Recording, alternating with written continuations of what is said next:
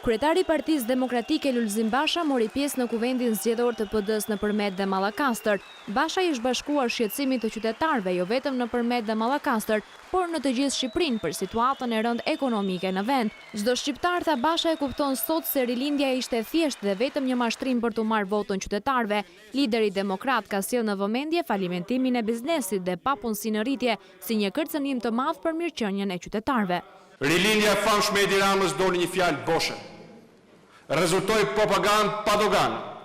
Rezultoi një tuftë tullumbaces që u shpuan një nga një pikërisht sepse ishte një premtim bosh pa alternativë, sepse nuk u bazua në një analizë konkrete, realiste të gjendjes vendit, të mundësive të vendit dhe të vizioneve për të shkuar përpara, por u bazua kryekëput mashtrimin për të marrë votën, sipërmarrja në nivel falimentimi në të gjithë vendin.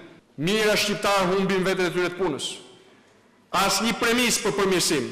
Zgjedhjet në PD, theksoi Basha, për vetë mënyrën qytetare që po zhvillohen, alternativat që po përcjellin kandidatët, vendin e votës së lirë në themel të garës në parti dhe nivelin demokratik të riorganizimit të partisë, ka bërë që qytetarët ta ndjekin me dëshirë dhe shpresë për të nesërmen. Çfarë tjetër është arsyeja jonë për të qenë këtu, nëse nuk jemi në gjendje t'ju ofrojmë një perspektivë zhvillimi, ku gjithë secili prej tyre të shohë mundësinë dhe të besojë tek e nesërmja?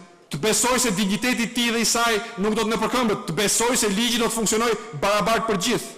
Misioni i Shqipërisë europiane në çdo qeli të saj, i standardit europian në çdo orë të jetës së çdo shqiptari kudo në vend, është misioni hyjnor i Partisë Demokratike. Kryetari i Partisë Demokratike Lulzim Basha ka kërkuar nga drejtuesit e rinj të partisë në çdo deg të hartojnë platformën e zhvillimit për zonat e tyre.